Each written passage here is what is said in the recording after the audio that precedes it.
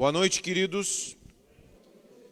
Que bom ver tantas pessoas. A gente quase que lembra como é que era, né? Antes de começar toda essa pandemia. É muito bom estarmos juntos. E eu vou convidar você a abrir sua Bíblia no Evangelho de Marcos, capítulo 6. Vamos então para o Evangelho de Marcos, capítulo 6, e verso 1. A diferença entre saber e conhecer. Semana passada nós falamos como Deus nos tira dos becos sem saída. Só que muitas pessoas têm dificuldade de sair dos becos sem saída, porque eles têm dificuldade de crer. E hoje nós vamos falar um pouco sobre o que motiva a nossa fé, o que faz com que a nossa fé cresça, o que faz com que nossa fé fique robusta diante das situações. Na verdade, esse texto que nós vamos ver é um pouco a sequência, a palavra que nós vamos ministrar hoje é um pouco a sequência daquilo que vimos semana passada. E eu gostaria então que a gente lesse o texto e aí a gente vai poder fazer uma reflexão bem interessante para as nossas vidas. Jesus é rejeitado em Nazaré. Jesus deixou essa região e voltou com seus discípulos para Nazaré, cidade onde tinha morado. No sábado seguinte, começou a ensinar na sinagoga. O sábado era o nosso domingo. E muitos dos que ouviam se admiraram e perguntaram de onde vem tanta sabedoria e poder para realizar esses milagres. Não é esse o carpinteiro, filho de Maria e irmão de Tiago, José, Judas e Simão? Suas irmãs moram aqui entre nós. E sentiam-se muito ofendidos. Vejam só as reações aqui, são bem interessantes. Primeiro, eles se admiraram com a sabedoria de Jesus. Não era possível que alguém ouvisse Jesus e dissesse, não, ele não sabe nada. Ouvia Jesus e via que alguma coisa tinha de especial ali. E eles olhavam para Jesus e reconheciam isso. Mas, ao mesmo tempo, eles se sentiam muito ofendidos. Então Jesus lhes disse, um profeta recebe honra em toda parte, menos em sua cidade, e entre seus parentes e sua própria família. É tão interessante, as pessoas se admiram e se ofendem com Jesus, até hoje. As pessoas, elas dizem, Jesus é um grande mestre. Não tem nenhuma pessoa que eu conheça, nenhuma pessoa mais rebelde que não reconheça Jesus. Agora, ao mesmo tempo que as pessoas elas admiram Jesus, elas não seguem a Jesus. Elas acham Jesus um grande mestre. Se Jesus é um grande mestre, então siga Jesus. Mas não, as pessoas não seguem. Então, por isso, não pôde realizar milagres ali. Jesus não pôde realizar muitos milagres, exceto pôr as mãos sobre alguns enfermos e curá-los. E ficou admirado com a incredulidade daquele povo. Amém? Vamos orar.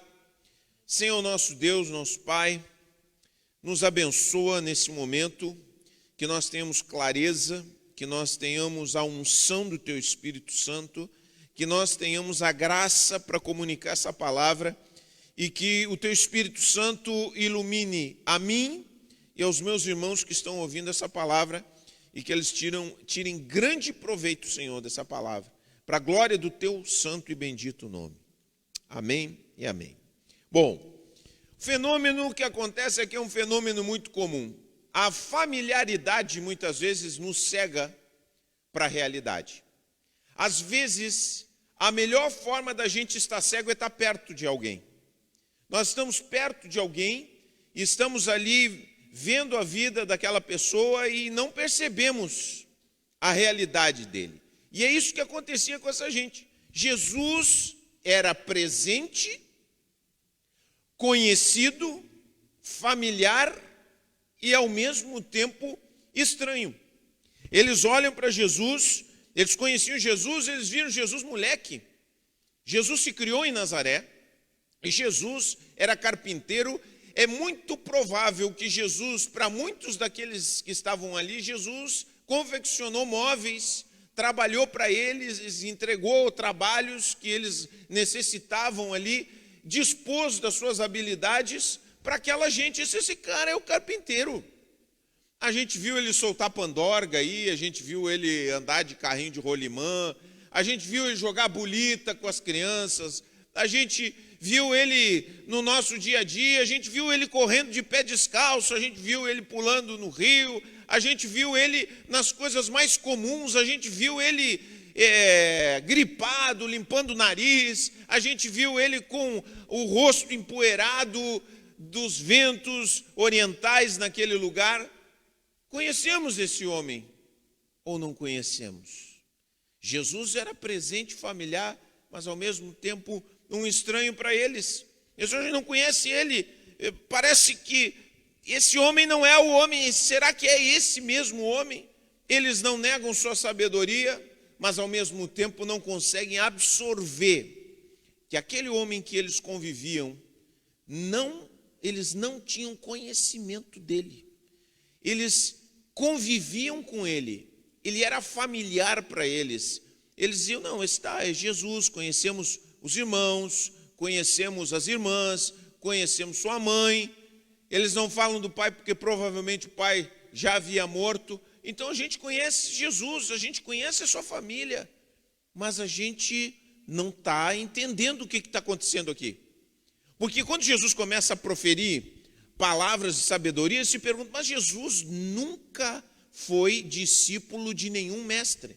Geralmente, quando você ouvia alguém falar com muita propriedade sobre as coisas de Deus, é alguém que tinha estudado teologia.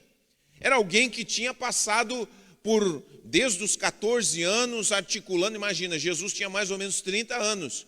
Então, normalmente, se fosse um rabino, ele tivesse estudado com um rabino, ele teria começado com 14 anos estudando com um rabino, ele já teria 16 anos de estudos teológicos.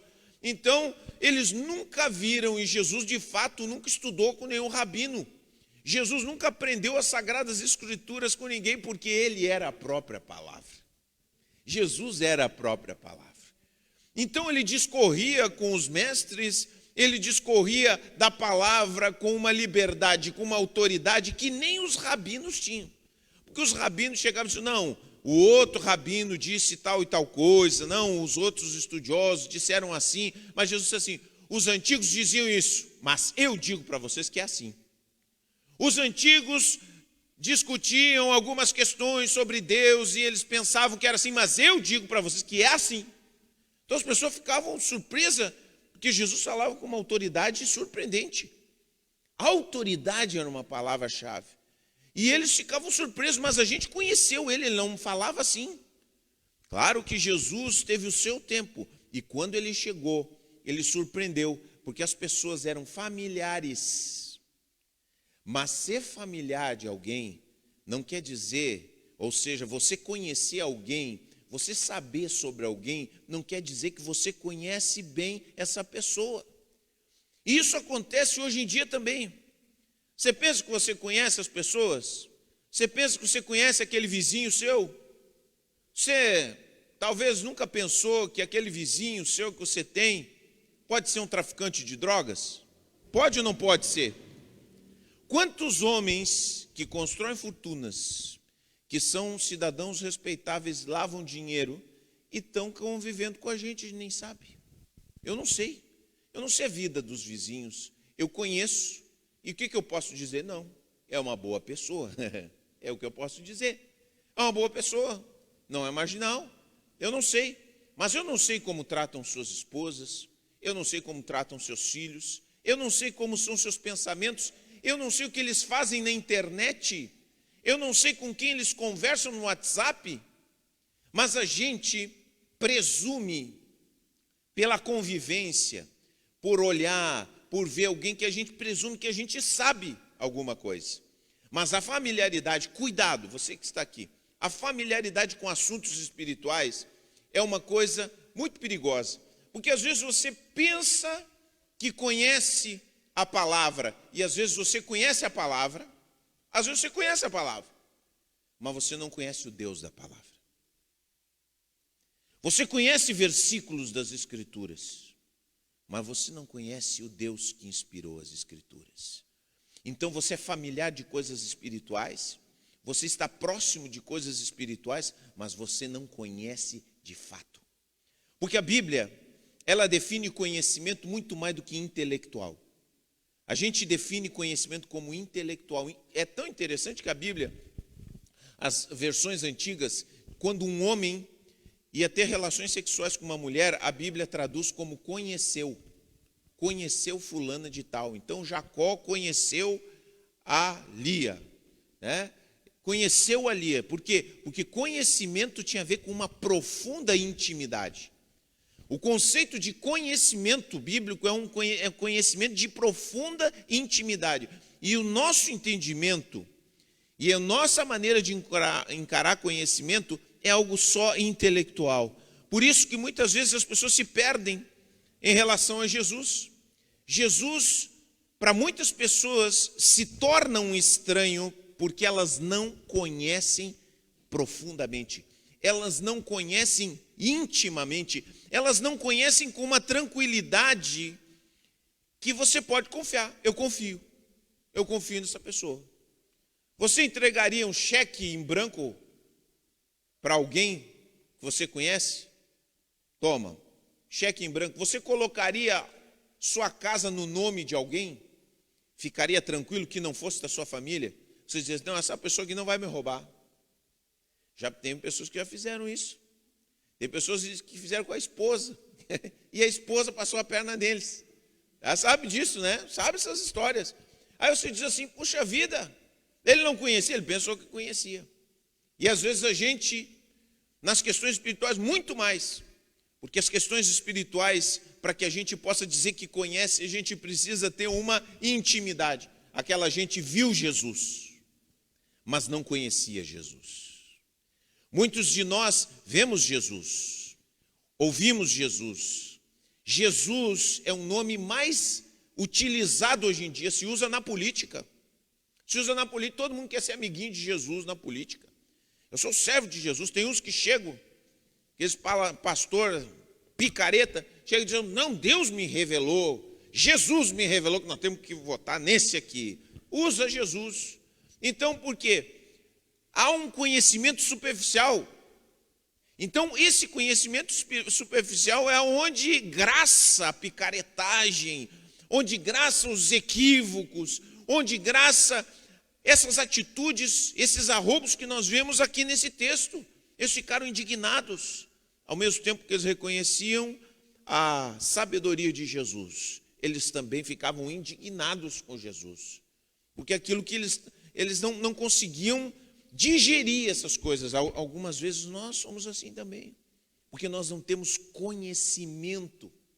Nós não temos, às vezes nós ouvimos uma palavra que aqui, uma palavra forte.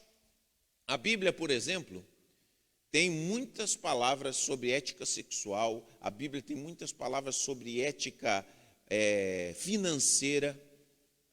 E aí a gente ouve que tem que ser honesto, algumas coisas bem criteriosas da palavra, e alguém chega e diz assim, opa, isso aqui é meio forte demais, exigente demais. Mas se nós conhecêssemos a Jesus, nós veríamos que aquela palavra é uma bênção para a nossa vida. Mesmo aquela palavra que é difícil de digerir. A maior dureza de Deus, presta bem atenção, a maior dureza de Deus, a coisa mais difícil que Deus já fez você passar, ou que Ele permitiu que você vivenciasse, é muito mais amorosa que o maior carinho que a pessoa que mais ama você já fez na sua vida. Você não tem ideia. Porque às vezes, até nós pais, nós amamos, mas nós não amamos com a profundidade que Deus ama. Nós não somos capazes de ir no mais profundo pelos nossos filhos. Algumas pessoas, alguns pais não permitem que os seus filhos vão embora. Eles amam tanto seus filhos, eles não amam tanto seus filhos, que, de tal maneira que eles fossem capazes de deixar os seus filhos irem.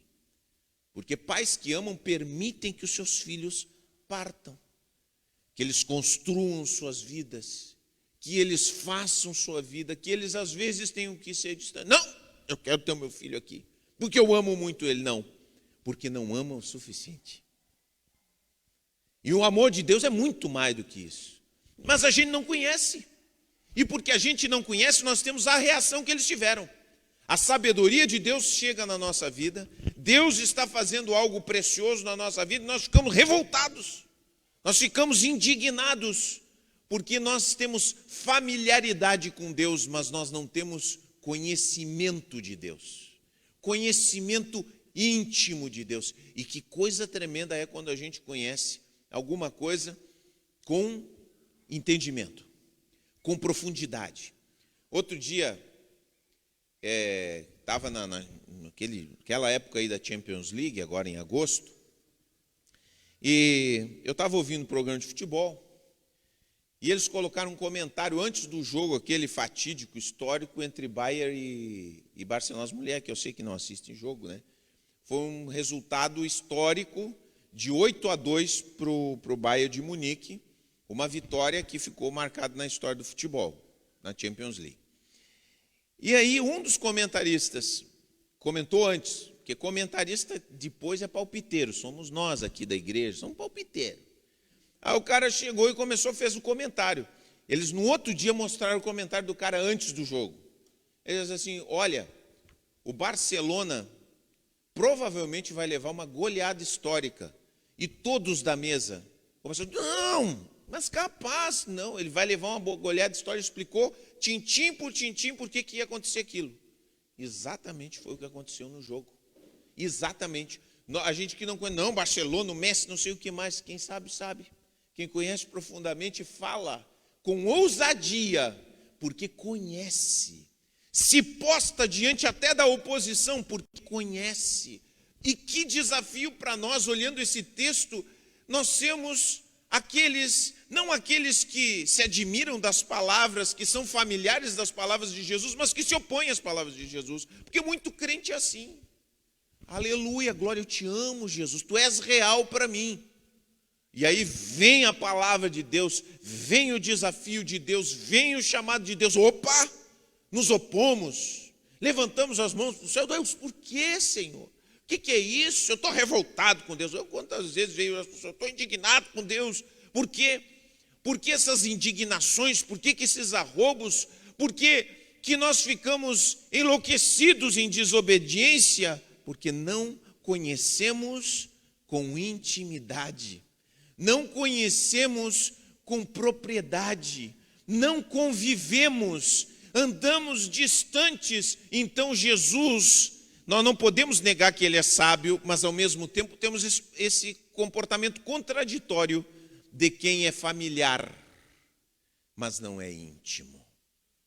Deus nos chama nesses tempos a sermos íntimos e não apenas familiares, a sermos de raiz e não de casquinha, a mergulharmos fundo e não sermos pessoas superficiais, porque a superficialidade é a grande realidade desses tempos. Um crente, alguém que realmente crê, que convive com Jesus, uma pandemia não abala a sua fé. Quem está com as raízes profundas em Jesus vai aprofundar ainda mais. Quem estava se santificando vai se santificar mais ainda. Quem estava buscando vai buscar mais ainda. Não vai dar desculpa. Agora o nosso convívio superficial faz com que a gente se afaste. Ah, meu Deus, isso aqui. Quem conhece fica em paz. Quem conhece se mantém na sua posição.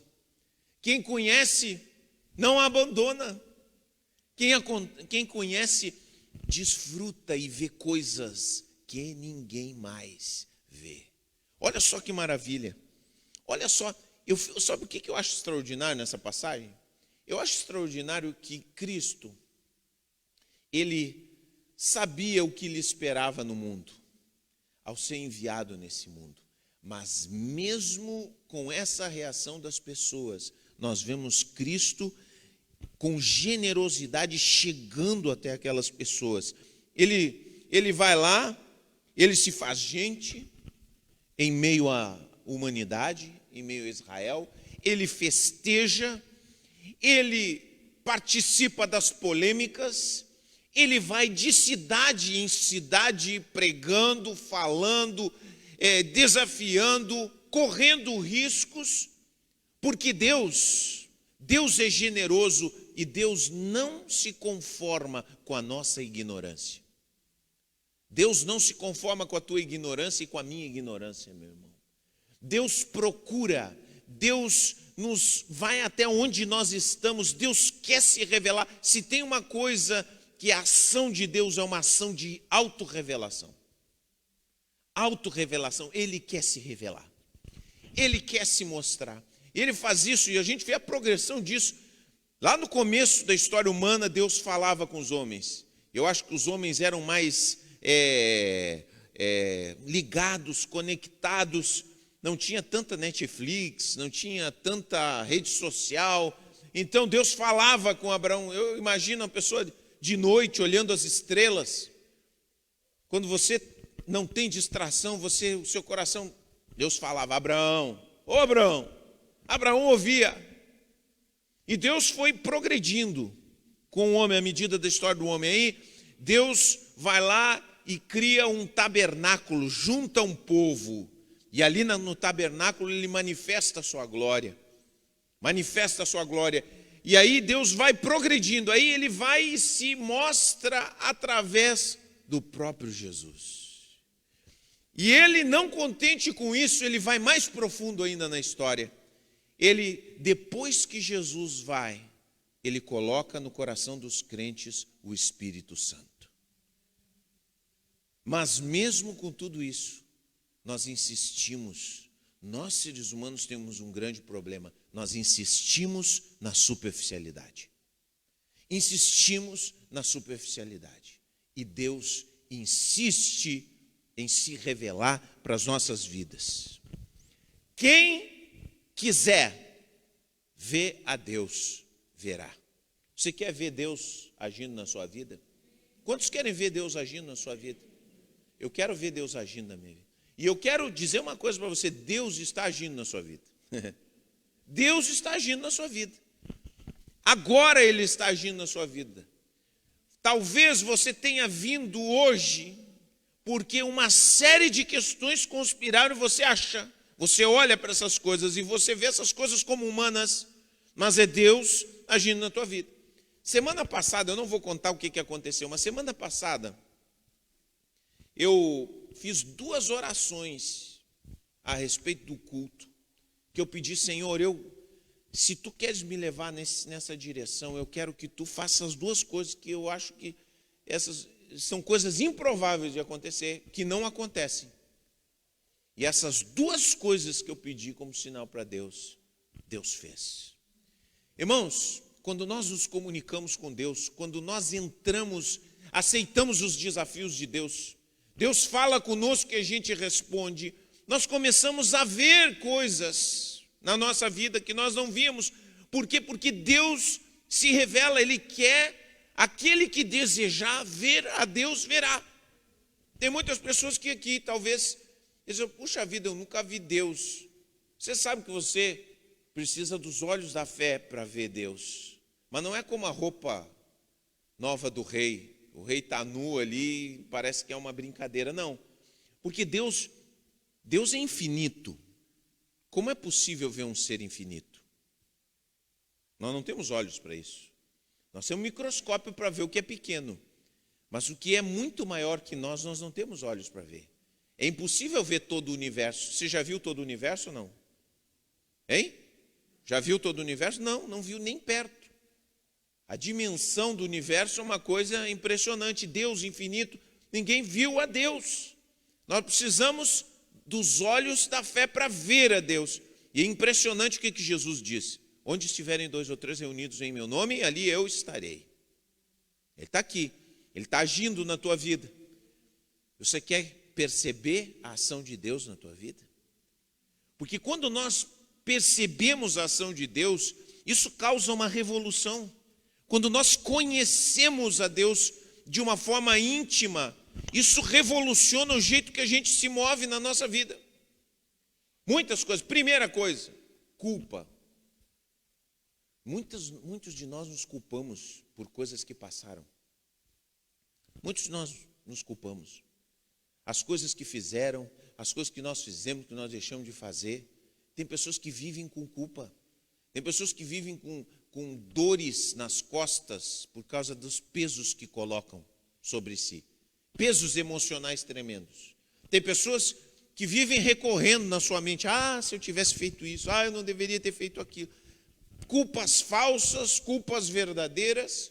Quando você conhece a Deus, quando você conhece a Deus, quando você conhece essa cruz, você olha para a cruz e descansa, porque Ele pagou o preço da minha culpa. Essa cruz manda uma mensagem: tu não precisa mais carregar tua culpa, traz para cá que eu carreguei. Essa é a mensagem do Evangelho, essa é a mensagem da palavra dessa cruz. Ele carregou por nós. Sabe, eu acho que todo pai passa por isso. Chega na meia-idade, quantos estão aí nos 40? Chegar nos 40 aí, não vai. A idade dos 40, gente, a meia-idade é uma idade que a gente fica olhando para trás. E isso é natural, isso é do homem. Homem que eu digo geral, homem e mulher, a gente olha para trás e diz assim: puxa vida, eu deveria ter feito isso. Eu acho que essa decisão deveria ter feito assim. E quando nós temos filhos, eu olho, muitas vezes eu fiquei olhando para a maneira como eu tratei a minha primeira filha, porque eu acho que eu fui muito forte assim com ela. Achei que fui muito exigente. E em alguns momentos eu sentia culpa por aquilo que eu tinha sido. E quando eu comecei a ver essas coisas, que aquilo ali estava me adoecendo, aquilo estava fazendo minha alma adoecer, eu comecei a olhar para a cruz. E eu comecei a ouvir Deus me falar: está tudo bem, está perdoado. Não tem como voltar a isso. Realmente, tu fizesse, mas o meu perdão está contigo. Descansa, tu é pecador mesmo. Te alegra na justiça que tu recebeu pela cruz do Calvário. Esse é o descanso. Quando você conhece a Deus intimamente, suas culpas vão para o ralo. Não quer dizer que você vai cair na gandaia e dizer assim: não importa, não é isso. É que você considera os seus erros, e ninguém quer errar. Eu quero errar. Nós queremos fazer e erramos e pecamos, mas a gente, como nós cometemos erros, como nós pecamos, mas quando nós estamos na presença de Deus, quando nós conhecemos intimamente a Deus, nós descansamos, porque a palavra que Ele nos diz está perdoado, segue em frente, eu vou te ajudar nessa caminhada, eu estou junto contigo, eu estou te levando, eu estou trabalhando, tu está na minha escola e eu vou te ensinar. Quando a gente conhece, a gente não morre esmagado, tentando levar a cruz, essa cruz que Jesus levou. A gente tenta pagar, eu vou pagar. O significado de levar a cruz não é isso, não. O significado de levar a cruz é levar a justiça de Deus em nós. É pagar o preço de seguir Jesus, mas não é culpa, não. Não é. Porque a cruz me diz que está tudo perdoado.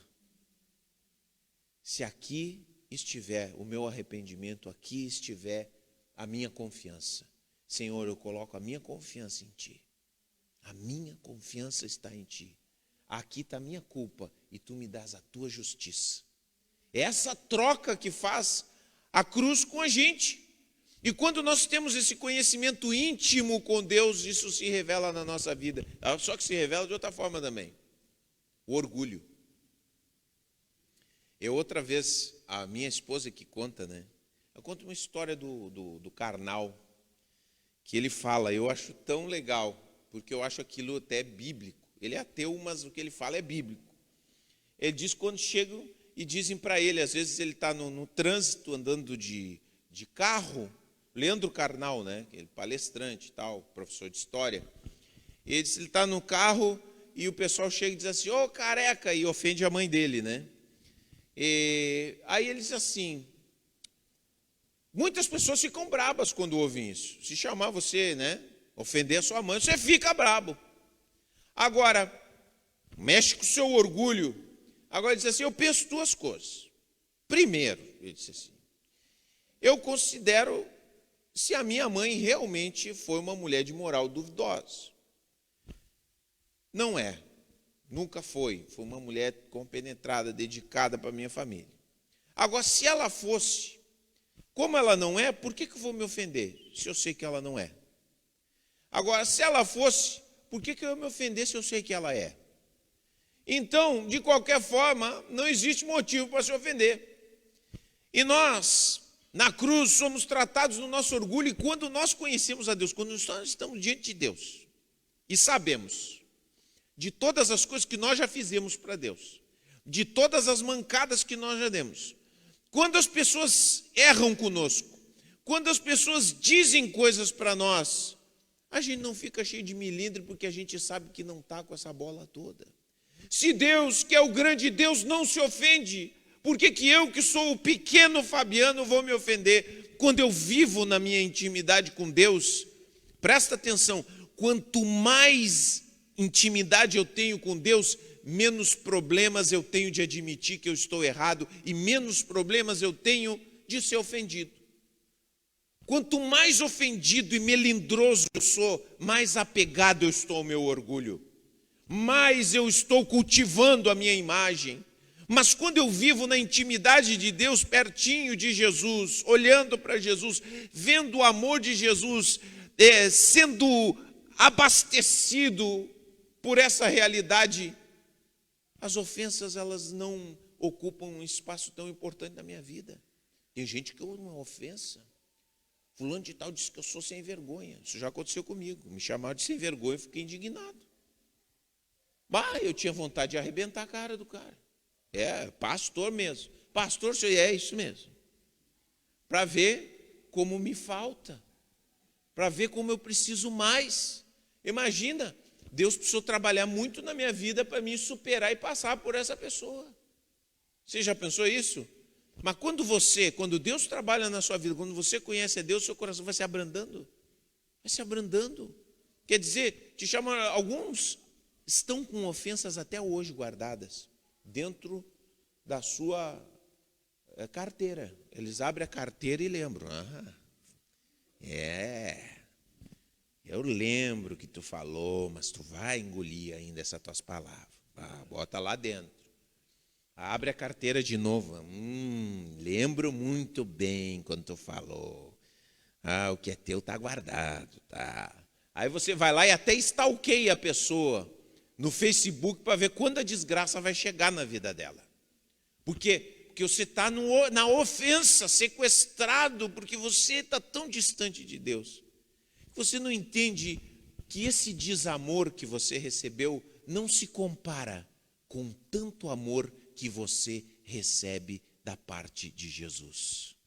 Quando a gente absorve isso, a pessoa pode chegar, um grande Sundar Singh, que foi um grande pastor, um servo de Deus, hindu, convertido, quando ele saiu de casa, ele foi expulso porque se converteu, saiu do hinduísmo, o pai dele dizia, maldito seja, e repetia isso enquanto ele saía de casa, ele expulsou ele de casa, ele era rico, e ele era o apóstolo dos pés sangrentos. Depois você procura lá na internet, se você quiser aprender um pouquinho sobre a vida dele.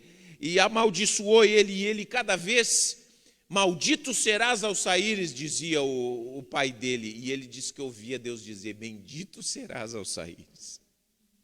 Ele ouvia Cristo falando no ouvido dele, e ele seguiu uma vida de dedicação, de entrega a Deus, Porque a intimidade, o conhecimento de Deus verdadeiro, ele nos libera, ele nos coloca num outro patamar, essa revelação. E Deus quer se revelar, Deus está se revelando e depende da gente abrir o coração e dizer: Senhor, eu quero te conhecer. Eu não quero me ofender contigo, Senhor. Eu não quero me ofender com a tua sabedoria. Eu não quero me ofender com a tua bondade. Vocês já pensaram que nós estamos nos ofendendo com a bondade de Deus? Que nós estamos nos ofendendo com o amor de Deus? Que nós estamos indignados com o interesse de Deus muito grande na nossa vida, maior que nós temos mesmo? Nós estamos indignados. Foi o que aquele povo fez. Mas Deus nos desafia a não fazer isso. Abraçamos e conhecemos cada vez mais, a chegarmos mais perto de Deus. Eu vejo as pessoas, a gente tem falado muito sobre redes sociais aqui, e a gente agora saiu um documentário muito interessante. Os nossos adolescentes estão sendo educados pelas redes sociais. E nós, um pouco também estamos sendo, os adultos também estamos sendo educados. E como nós ficamos dependentes de curtidas, de aplausos, de que as pessoas digam: fez isso, não fez aquilo. A gente posta uma coisa, tem gente que posta coisas e não curtem, as pessoas ficam bravas, ficam deprimidas, ficam indignadas, ficam buscando alguma coisa para aparecer. Então tem pessoas que utilizam os meios mais terríveis, se vestem de forma extravagante, falam qualquer bobagem, agridem as pessoas para serem vistas. Quando nós conhecemos a Deus, quando nós estamos nesse processo de envolvimento com Deus, a necessidade, porque nós somos vazios, o ser humano é vazio, o ser humano não se preenche, ele não se preenche, mas quando esse conhecimento de Deus está progredindo na nossa vida, os aplausos, as curtidas sempre têm um valor relativo na nossa vida, porque nós conhecemos aquele que nos ama, nós conhecemos aquele que de fato valoriza, cuida e tem um propósito para a nossa vida. Nós estamos sendo carregados por ele. Por isso, queridos, eu quero desafiar cada um de nós a transformar no nosso coração Jesus de familiar a íntimo, a abraçarmos a revelação de Deus para nós, a abrir o nosso coração e dizer: Deus, eu quero essa revelação. Alguns de nós temos alguma revelação, mas precisamos mais. Vejam bem, essa revelação que eu estou falando não é só conhecimento. O conhecimento é importante. Deus fez o cérebro. Deus não joga fora o nosso cérebro quando a gente se converte. Mas é mais do que isso. Porque quando se conhece alguém, você não conhece só com o cérebro. Você conhece muito mais. Você conhece os gestos, as atitudes. Você não descreve: ele tem o cabelo loiro, ou os olhos azuis, ou é moreno, o cabelo e os olhos pretos. Não, você é mais. Ele é uma pessoa bondosa, é uma pessoa gentil, inteligente, perspicaz. Você é algo mais, engloba muito mais. E é isso que Deus quer nos chamar, para muito mais do que um conhecimento repetitivo, de familiaridade superficial, mas um conhecimento profundo que proporciona para nós uma confiança nos momentos difíceis, que proporciona para nós uma confiança quando a grana está curta, quando o dinheiro não aparece, uma confiança que nos dá tranquilidade quando as pessoas nos atacam, quando todo mundo se volta contra nós, nós nos escondemos em Deus, que nos dá uma confiança que quando a gente está vivendo a nossa confusão, que Deus vai arrumar os nossos pedaços, que Deus vai construir a nossa vida, que Deus vai juntar os cacos e vai nos colocar numa nova fase. Gente, eu não seria pastor 25 anos quase dessa igreja, se eu não tivesse experimentado a convicção, nos momentos em que eu estava em cacos, que Deus haveria de juntar os meus caquinhos. Se eu não tivesse a convicção de que Ele permitiu eu ser quebrado, e se Ele permitiu eu ser quebrado, Ele ia juntar cada um dos pedaços. Isso não é só para pastor, isso é para todo ser humano. Ele veio visitar os seres humanos. Ele está, Ele se revela. E nós precisamos ter essa coragem. O Ed René Kivitz deu uma entrevista, não me lembro qual é aquele programa, Cláudia, do GNT, do Porchat? Papo de Segunda? É uma coisa assim. Pessoal no meio dos ateus ali, e ele disse uma coisa. Ele disse para eles assim, e eu acho que essa frase dele, achei tão própria, e acho que cada um de nós tem que levar. Se você, mesmo que você não crê em Deus, mesmo que você duvide que Deus existe, olhe para os céus e diga: Senhor, eu não acredito que Tu existes, mas se Tu existes, te revela para mim. Se você fizer isso, eu tenho a plena certeza que você vai ver os seus olhos serem abertos e você vê a Deus se revelando na sua vida, porque é isso que Deus faz. Porque Deus ama, Ele se revela. E quem abre o coração, entende, vê, conhece e começa a caminhar de outro jeito. Para de viver com medo, para de viver. Eu fico pensando, hoje estava falando, quem não tem Deus nessa pandemia está obcecado. Só pensa Covid, Covid, Covid, Covid, Covid, Covid, vacina, vacina, vacina, vacina, Covid, vacina, Covid, vacina, Covid, tantos mortos, tantos doentes, Covid, vacina, tantos mortos, tantos doentes, só isso na cabeça. Agora, aquele que tem o seu coração em Deus, quando vem o medo, diz: Senhor, minha vida está em Tuas mãos. Estando aqui, eu estou contigo. Estando fora daqui, Tu estás comigo. Então não tem nada que possa me separar do Teu amor. Aleluia. Que a gente possa levar esse desejo, esse anelo, porque Deus, do outro lado, deseja se revelar para nós. Vamos ficar de pé em nome de Jesus?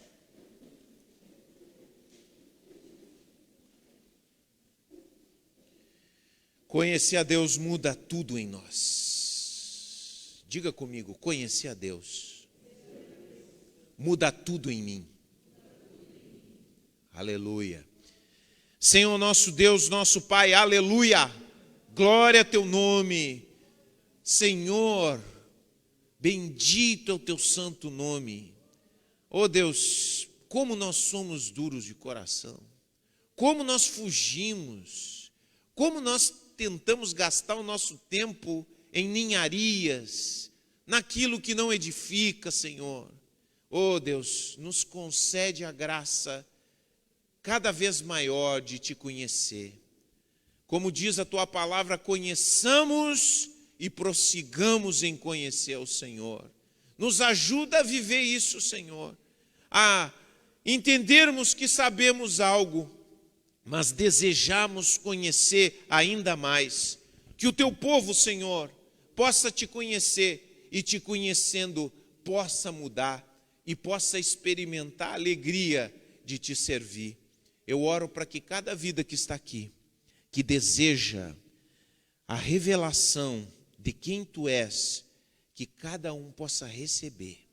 Todos aqueles que desejam, que têm o coração aberto, possam começar a ver os seus olhos serem desvendados e começarem a perceber a maravilha de quem Tu és. Conforme nós cantamos, Tu és real. Obrigado, Senhor. Obrigado, Senhor. Obrigado, Senhor. Eu encomendo a vida de cada um nas Tuas mãos, em nome de Jesus. Amém e amém. Você pode se sentar em nome de Jesus.